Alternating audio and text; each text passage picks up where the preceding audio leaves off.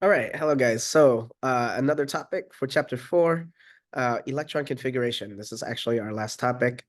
So let's pull up the slides again. You guys should have all of the information now to do electron configuration because we did just go over orbitals. So you need to know that first. You need to know your orbitals before you can write electron configurations. Remember the whole point of this, right? We're trying to map the electron within the atom, like where is it, right? And we have a lot of elements, right? And they're hydrogen, of course, the simplest with just one electron. So that's pretty obvious where the electron is gonna go. But as you get to other elements with, multiple electrons, where are they gonna be, right? So that's what electron configurations is gonna tell you. The format of it, let's go through that first. You write the orbital, right? Which means you should go with the principal quantum number first. Remember, that's the size, okay? But now I will tell you something else very useful as well. This number is also the period number on your periodic table, okay? So it also coincides with the row number for that element. So 1s2, okay, remember the S indicates the shape of the orbital. That's spherical. The superscript 2 tells you how many electrons are in that 1s orbital. It's 2 of them, okay? That 1s subshell. So that's 2 electrons total. So we are at helium. This is helium, okay? And that makes sense because helium is in period 1, right, everybody? Okay, so that's how it works. That's how you write electron configuration. Each electron configuration describes something, right? It's a unique like tag basically that describes an element or ion. Um, so let's move on. Now another rule that you should know is that each orbital can only hold a maximum number of 2 electrons. Okay. Um, so 2 electrons maximum. So that means if you have the S shell, remember that there's only one S orbital. That means the entire S subshell can only hold 2 electrons. Right? But when you go to p orbitals, right? Remember, guys, there's the px, py, and pz. Remember, we drew that last time? Excuse me.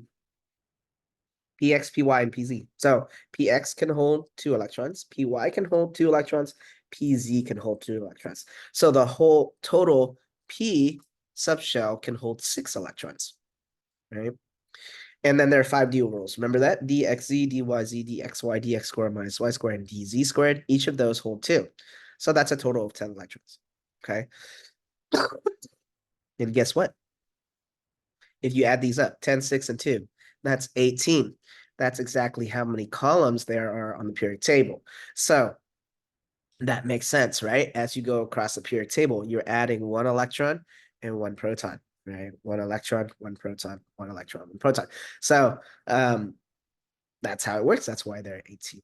Okay. So that's what we're doing. We're trying to map out where these electrons go. Okay? Now, the energy of the orbitals. The reason why you want to know this is that there are actually 3 rules that you need to know in order to do electron configuration. And let me write those down.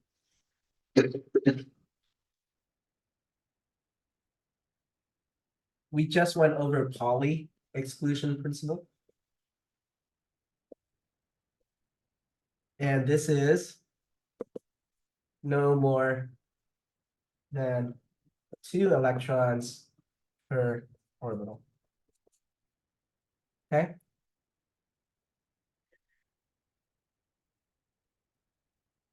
The next rule, the Aufbau principle, is building up. It's a German word for building up. Okay.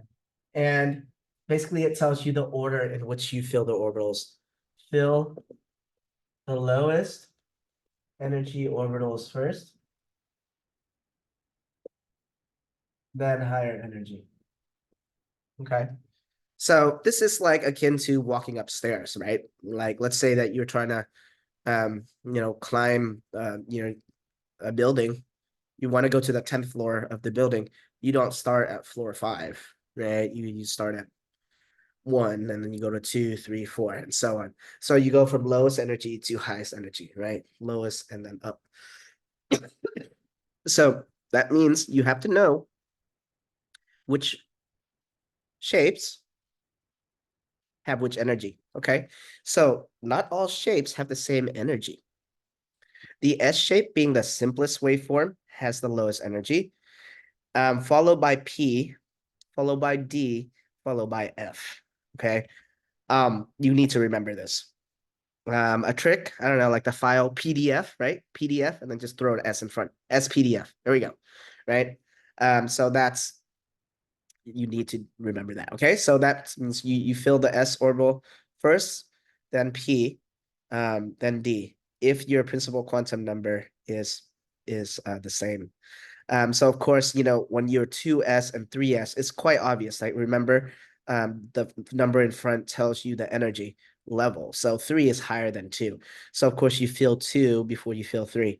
But if you have a 3s and a 3p, right, then the 3 are tied. So you got to go to the tiebreaker, which is a shape. And S is lower than P. So you feel S first before you feel P. Or if you have 4P and a 4D, you feel P first and then D. Right? So that's basically how you feel the orbitals. It's called alpha-bound principle. Okay. Now, this is how I learn electron configuration. It is really not the greatest way at all. We are going to skip this. I know this is in your book, but I'm telling you, right? Do not use this way. I'm going to show you a better way. Okay. So we're going to use a periodic table in order to do it. I call it easy electron configuration. Okay. So the way to do it is, remember, I mentioned that the period is your principal quantum number, okay?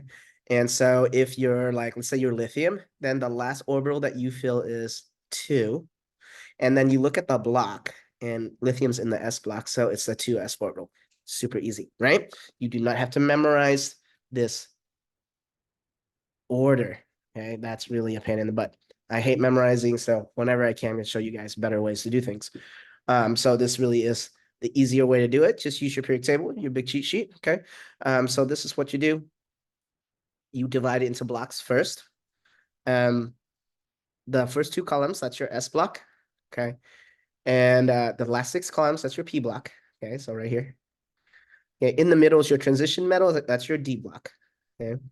And then the 2 rows below, that's your F block, okay? So, right, remember just those 4 orbitals, S, P, D, F, okay? Now notice something. How wide is the S block? 2 wide, right? 2 columns in the S block. The first electron, the second electron. Why? Because in the S subshell, there's a maximum of 2 electrons that can fill, right? There's only 1 S orbital. But how many P orbitals are there, guys? There are 3 P orbitals. So you can fill 6 electrons in the entire P block. And that's why the P block is 6 wide. 1, 2, 3, 4, 5, 6. See? Now, how wide do you think the D block is? It's going to be 10. 1, 2, 3, 4, 5, 6, 7, 8, 9, 10. Okay? It's because there are 5 D orbitals. Remember, every orbital holds 2 electrons. Okay? So without even counting, guys, the F block's going to be 14, right? Remember, 1, 3, 5, 7. There's 7 F orbitals. It just goes in that pattern, right? 1 S orbital, 3 P orbitals, 5 D orbitals, and 7 F orbitals. Okay? So 14 wide. Okay. So let's do it. I would, on your end, have this periodic table out, or have any periodic table out, because we're going to just do a whole bunch of examples using this method.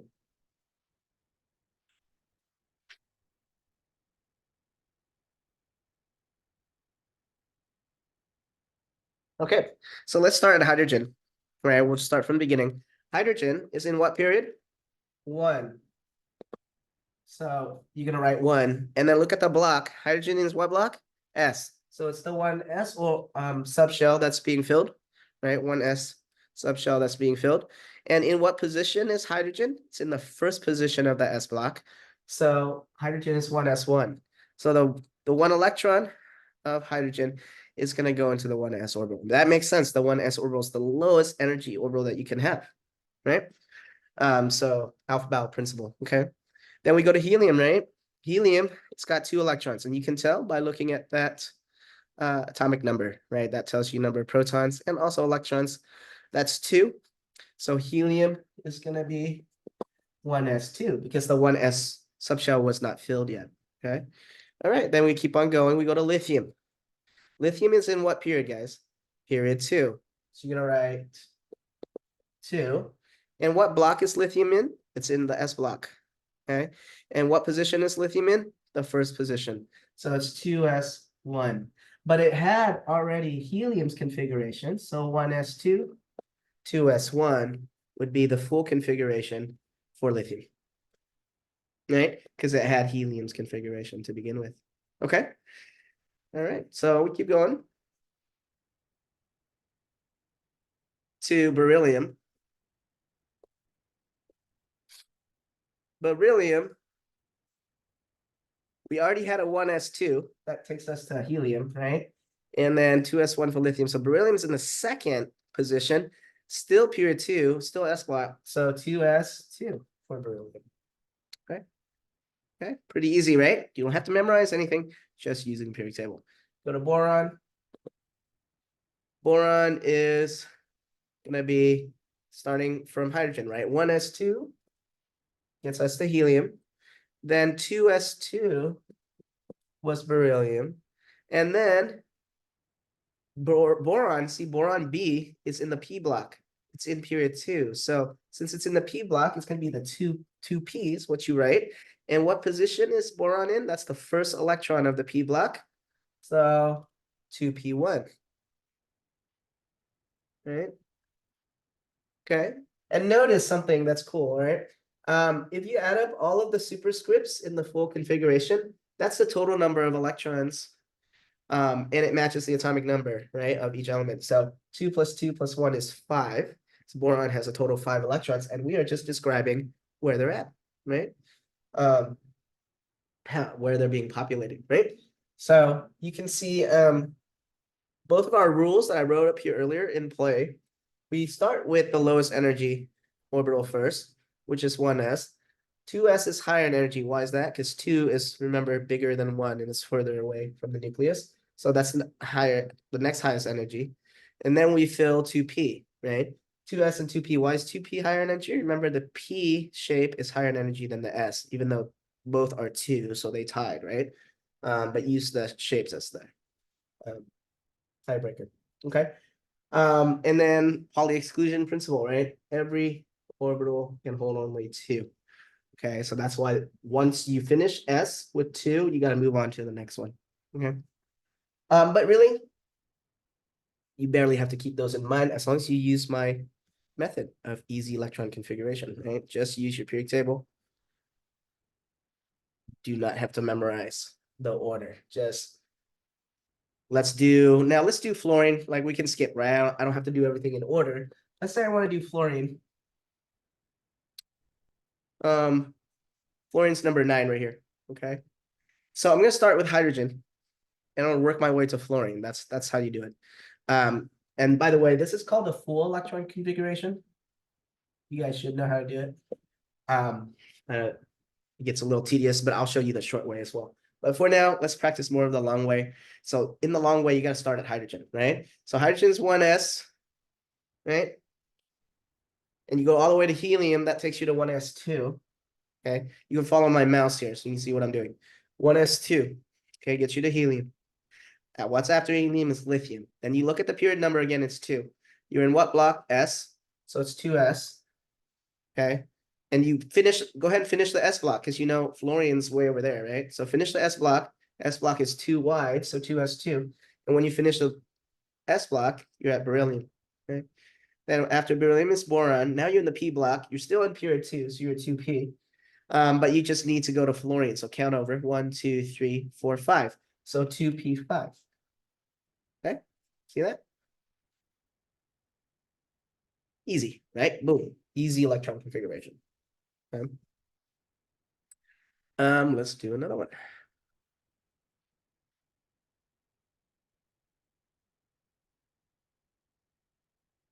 Let's do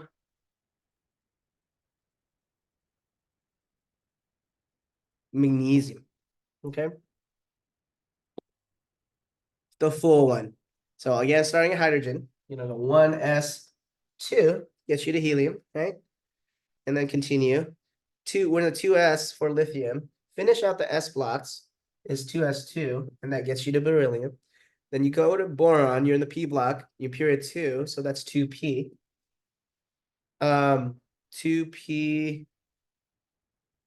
finish out the p block, so 2p6 gets you to neon. Okay. Remember, we have to go all the way to magnesium, so I'm gonna finish it out. 2p6 is neon, and then we go to sodium, Na. That's 3s, 3s1, and then magnesium is 3s2. Okay, so you just follow along. Okay.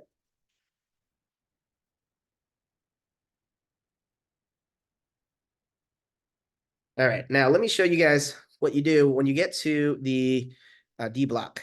Okay, so the D block, it's the rules switch up a little bit. So let me explain. See here, it reads for transition metals. That's the D block. The D orbital being filled is always n minus 1d.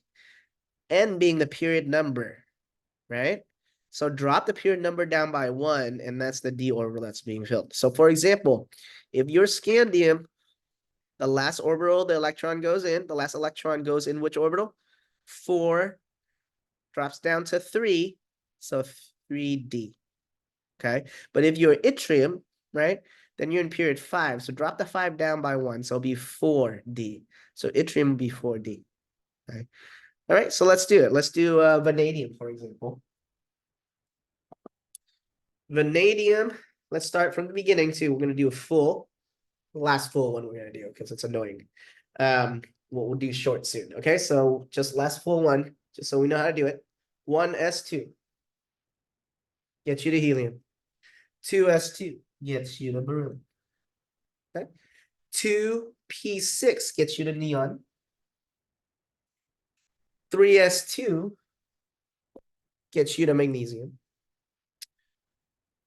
3p6 gets you to argon.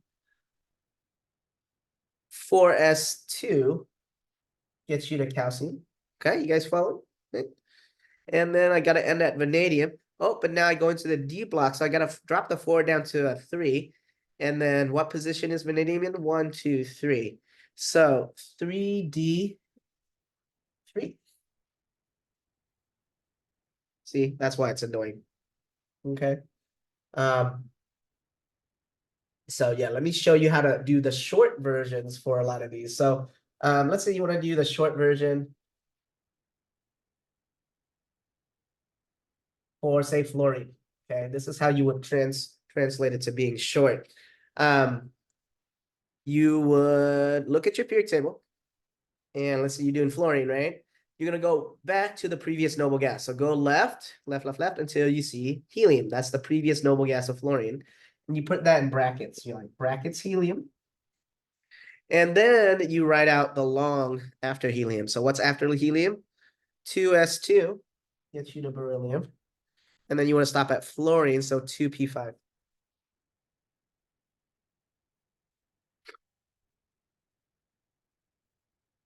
Okay. So you see that, how that works? Basically, you're just shortening it by saying what are the electrons of that is identical to the previous noble gas. Put that in parentheses, and then you only list the outermost electrons. By the way, these will later learn that they're called valence electrons, are the ones that are outermost. They're the most interesting. They do chemistry, and so the short electron configuration only showcases the outer electrons. Right? So what is helium's electron configuration? It was 1s2, right? So basically we put this as a bracket helium, okay? And then the rest, okay? Now magnesium, we can do the same thing. Now let's go to magnesium. Let's go to magnesium.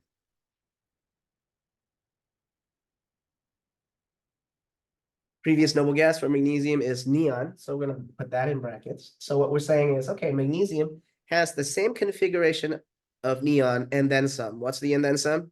3s2 right there, right? So brackets neon 3s2, right? A lot shorter, a lot more concise than this. So basically what we're doing is we're just condensing this and we're calling that brackets neon, right? Neon's configuration and then some, right? For vanadium, okay, let's do it together, guys. Go ahead, look at your periodic table. What is the previous noble gas of vanadium?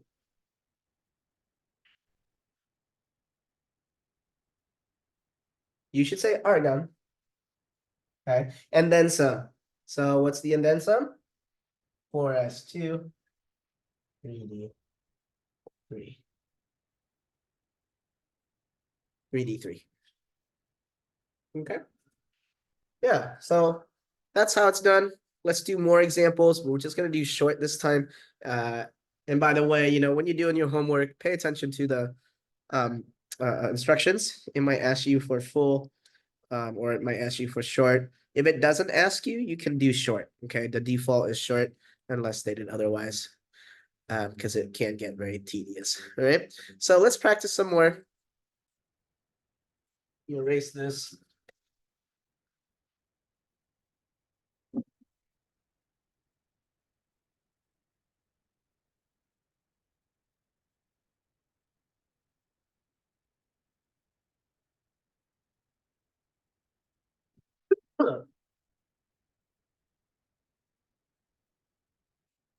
Okay, so let's do,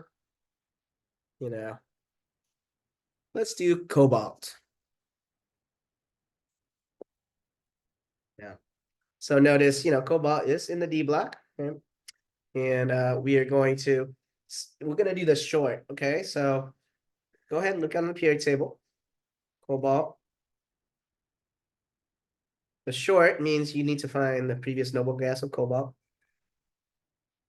which is argon. So you go brackets argon. Okay. And then you go forward from that until you hit cobalt. So after that is potassium. That's 4s. But finish out the 4s. That's 4s2. Gets you to calcium. And then you get to the D block. And remember, D block, you got to drop down the period number down by 1. So in period 4, drop it down to 3. So that becomes 3D. And count over to cobalt. 1, 2, 3, 4, 5, 6, 7 electrons in the D. Right? So 4s2, 3d7, brackets argon, 4s2, 3d7. Okay. Okay, let me show you one more for chromium. Let's do chromium.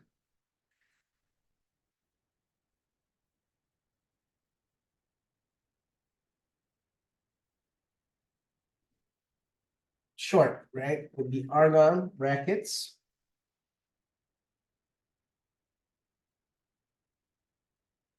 Four S2, it looks like 3D. 1, 2, 3, 4. Okay. So if you follow my rules, this is what you would get. But actually, this is not what happens. This is not the actual configuration of chromium. Every rule, there's an exception. And so I'm showing you one of the exceptions, where one of the electrons from the 4s subshell gets moved to the D. So instead of 4s2, actually, let me write it so you guys can see what happens. Right, it's not that. It is 4s1, 3d5. So you can clearly see that one of the electrons from the 4s moves to the D. Okay. So definitely chromium's an exception. You should know that. But not just chromium, copper as well. So let's look at copper. Just want you guys to know these two. Okay. So copper. Look, it's brackets AR.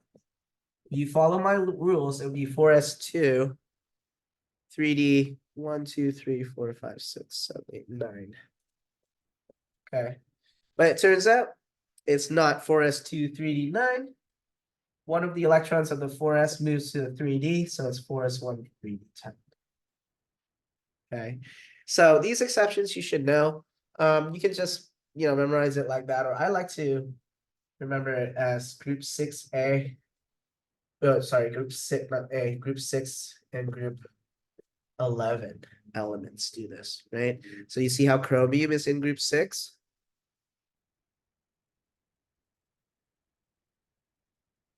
Right, you have the exception or you have this configuration. So you see how group chromium is in group 6, 1, 2, 3, 4, 5, 6, and then copper is in group 11.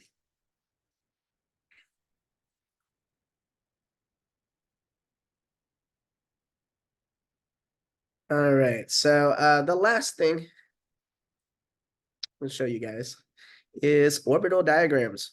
Okay, orbital diagrams and the electron configuration go hand in hand. They complement each other, right? They're usually written side by side. Normally you start with an electron configuration and then you do an orbital diagram. Okay? So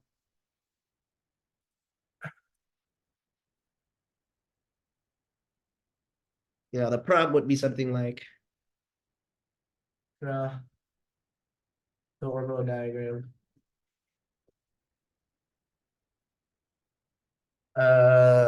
let's see, let's pick a random thing.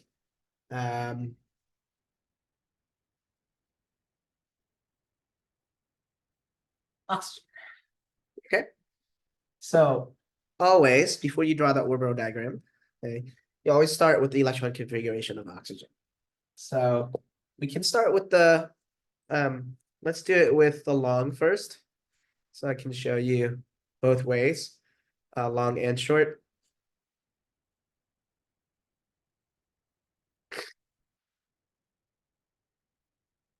Okay, so for oxygen, we do long, it's 1s2, 2s2, gets you to beryllium, and then 2p1, 2, 3, 4, 2p4. Okay, so always get the electron configuration first. And then the orbital diagram is just a pictorial representation of the electron configuration, where you draw boxes or lines. It doesn't matter. You can draw lines. In your book, it draws lines, but I actually like boxes because I think of orbitals as like a house for the electron, right? And so that kind of looks more like a house to me. So I like boxes. This box is going to represent the 1s. Okay. And I'm going to put 2 electrons in it because it says it has 2 electrons in it. Okay. Now I'm going to use the rules earlier. Remember, Pauli exclusion principle says that maximum of 2 electrons per orbital. So I can't put more than 2 electrons in each of these boxes. And additionally, Pauli exclusion principle says that when the electrons are in the same house, in the same orbital, they must be of opposite spin. Okay. Now we haven't really talked about spins of the electron in much detail, but and we don't need to. Okay. It's just something that you should be aware of, that the electron spins just like the Earth spins on its axis. The electron also spins. So the electron is like a small Earth, right? The Earth translates and it rotates on its axis as well. So it's not only like doing this around the sun, it's also doing this, right? We know that the electron does the same thing. So not only is the electron zipping around, it's also spinning on its axis. And so that's what we mean by the spin of the electron. And spin up and spin down doesn't really describe it. It's more like spinning counterclockwise and clockwise and counterclockwise. It's just that counterclockwise, clockwise we call up, and counterclockwise we call down. It just makes it easier. Okay, but that's what it is. It's just like the different rotation of the electron. So again, Pauli exclusion principle says the electrons must be of opposite spin when they're in an orbital. So I would draw a spin up electron like that. An electron should be represented by a half arrow. And then the second electron is a spin down. It's represented by another half arrow. Okay, that's just customary. That's what we do. Okay, to draw electrons, or to represent electrons is by half arrows. Okay, so now we go on to the next one. 2s. Well, again, how many s orbitals are there? Always 1. And so I'll only draw 1 box. And you label it 2s. Okay. Then how many electrons go in there? 2. So you're gonna go spin up and again spin down.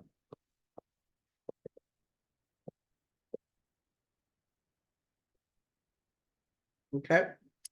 Then you get to 2p4. Well, how many boxes should I draw for the 2p subshell?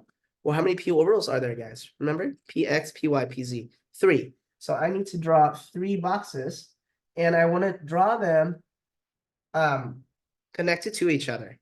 Okay. Because they're all part of like a package, right? Just think of it like that, right? Px, py, pz. They were all like all part of the package. So let's put them all 3 together.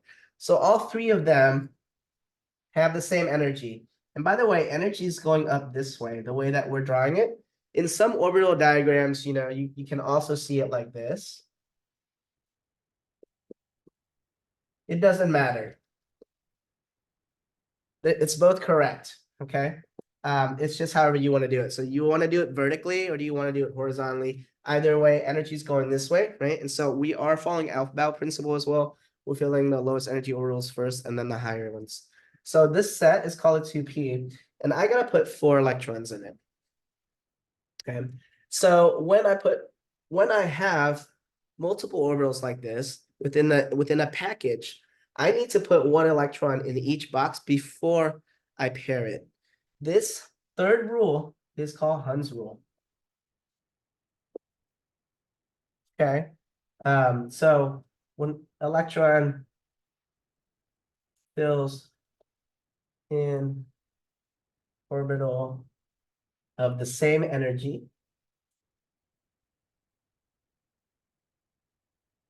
it fills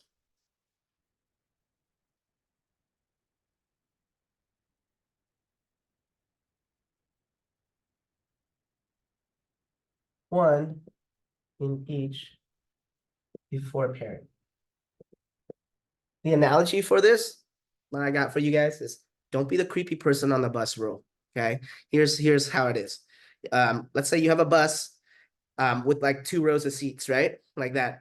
And it's empty, so it pulls up to the first stop and it picks up the first passenger. Well, the passenger can pick anywhere to sit, so they're just going to sit in a spot, right? Then the bus moves on to the second stop and it picks up a second passenger. As one other person walks on, where do you think that person's going to sit? They would not go and sit next to the one person that's on the bus. They're going to go and sit somewhere else, right? And then the bus keeps doing this, right? And each person that gets on is going to sit in a different spot until all of the seats are half filled. And then that person has to go and pair up with somebody, right?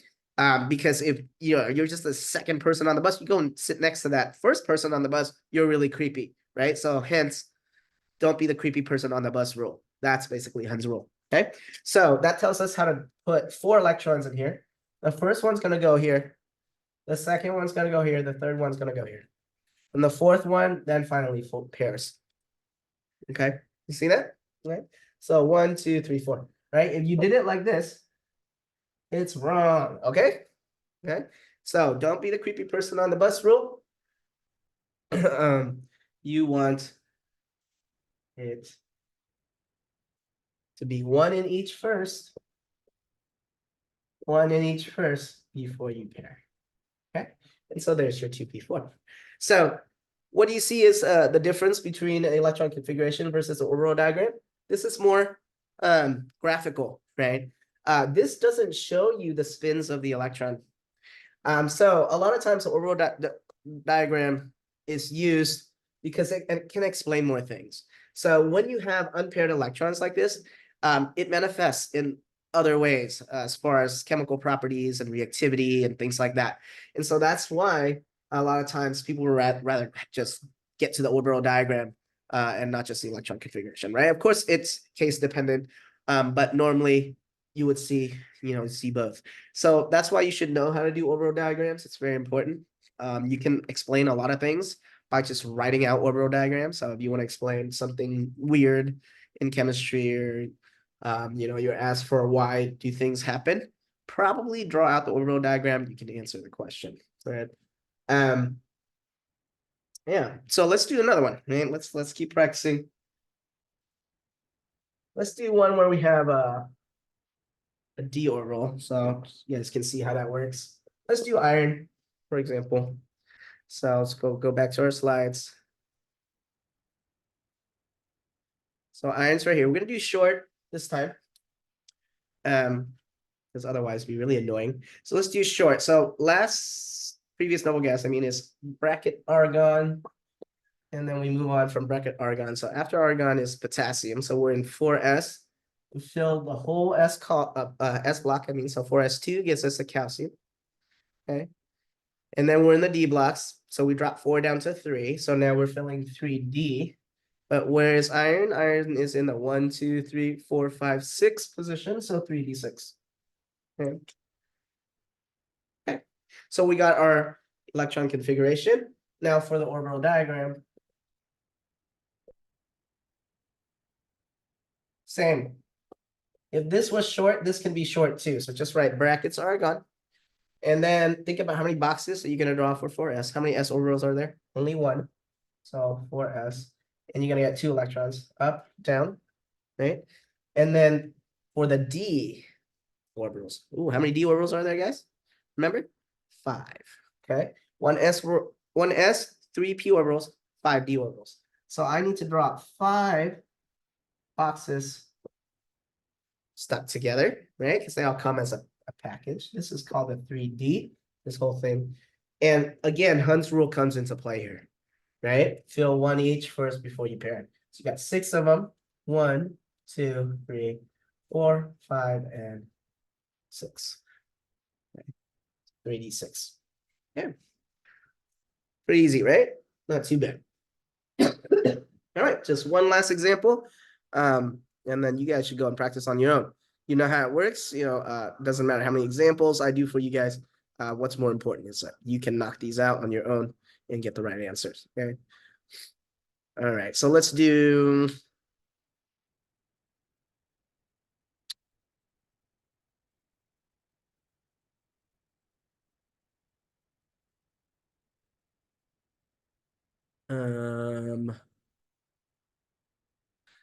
Let's do for fun arsenic, AS.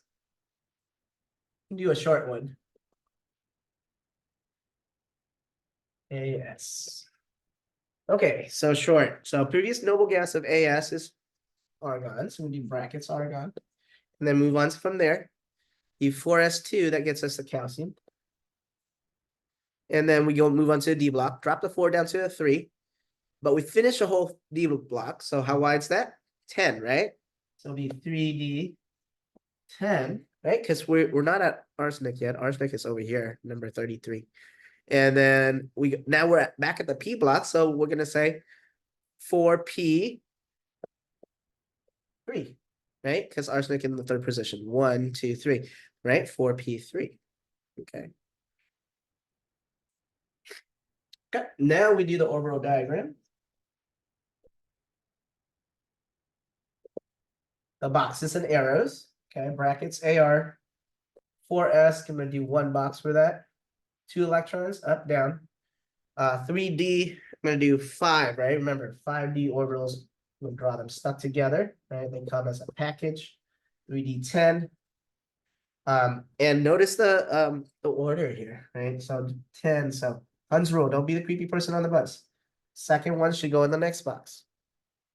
Third, fourth, fifth. Okay.